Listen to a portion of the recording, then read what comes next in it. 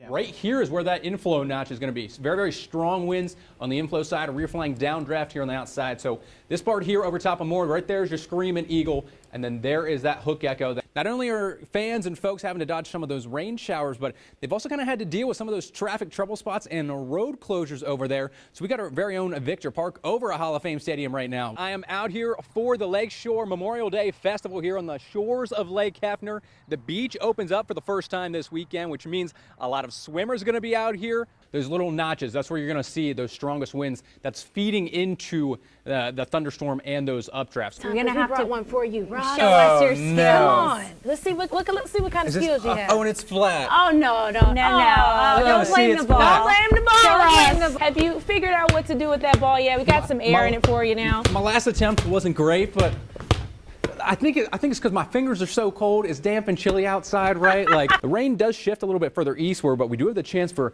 maybe a little bit of some rain and snow mix and some light snow across the northwestern part of the state. So right there on 180th Street, headed towards Flat Armadillo Road.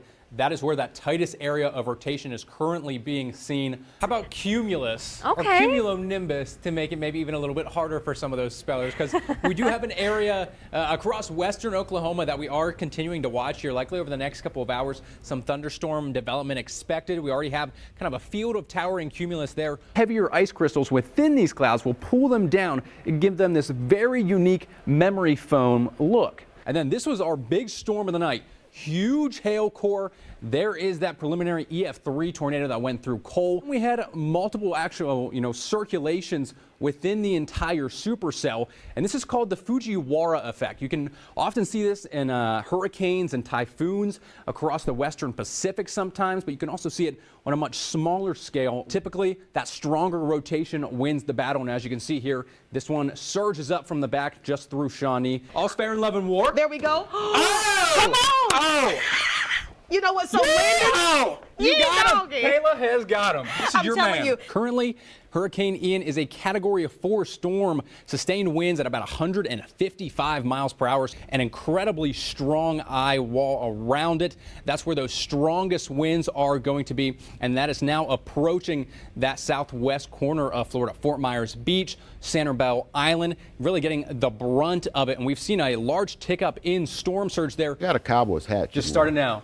Fly, Eagles, fly. Hey, Myra knows the word. Let's take a break. As the sun begins to set and temperatures begin to decrease, deer will become more active and come out to feed, creating a very narrow window just before dark to take your shot. And this frame of thought isn't completely foolproof, but extremely wet or very windy conditions like we have here today just make it too hard for deer to distinguish predators. The Warren Theater, you have about 15 minutes to take your tornado precaution. So it generally seems if you're right there on I-35, you have about 10 to 15 minutes. Happening there. If you think about it, vultures normally go after things that are already dead or decaying. That's what normally attracts them. Yeah. So what did they have in their house? You What's know, it- like yeah, you what's getting it- a little stinky?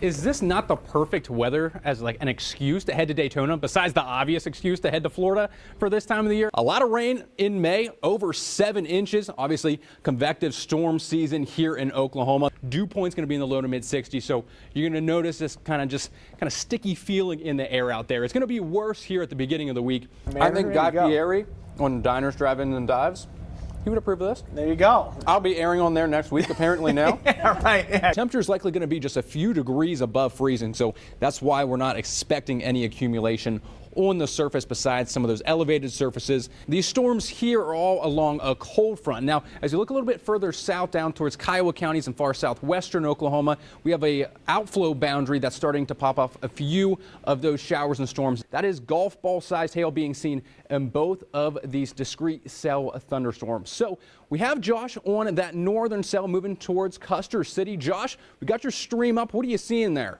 Those greens, that blue, that is exactly where that debris ball is currently showing up. Every day of like when you're getting dressed, it just says live Moss. And then you're like, yes, Taco Bell, I will live Moss You were today, going to get that as a tattoo, but instead you just got the You shoes just got and you're the like, Crocs. that'll be enough motivation for me, right? Maybe just give it once for camera 4. Maybe just once at 4 there, if you don't mind. We can split see the if I can- screen. Yes! Yes! Oh, man. Look out, ladies. It's been a pretty busy start to the week for many folks in far northwestern Oklahoma and Woodward County. Again, this is some video from our Fox 25 storm tracker, Josh Lassiter. You can see tons of smoke up there for multiple wildfires currently burning just to the northeast of Moreland, Oklahoma. And really, conditions have been ripe for wildfires.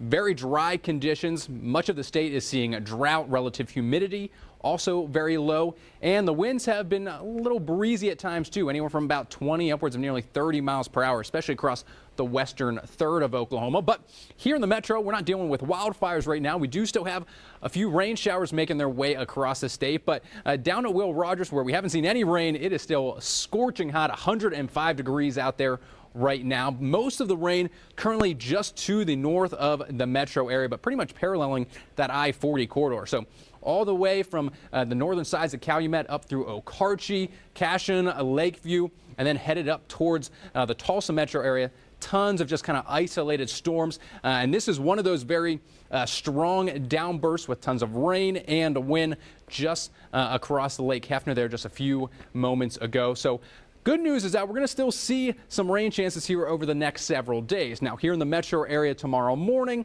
it'll still be another pretty warm and also dry start to the day. But as we get into really lunchtime and the afternoon, our rain chances are going to start to increase. So through the first half of your Thursday, rain chances generally going to be limited to northern Oklahoma and northeastern parts of the state. But as we work our way through the rest of the day, some of those scattered showers and storms going to work themselves a little bit closer to the I-40 corridor, and then by the late afternoon and then into the evening, much of the state will really have pretty equal chances of a few pop-up showers and storms before we start to dry out then late Thursday night. Going to be a similar story for Friday, although I do think we have a much better chance of seeing some more rainfall, some of which could be pretty heavy as well. Again, northern Oklahoma with the best chances there.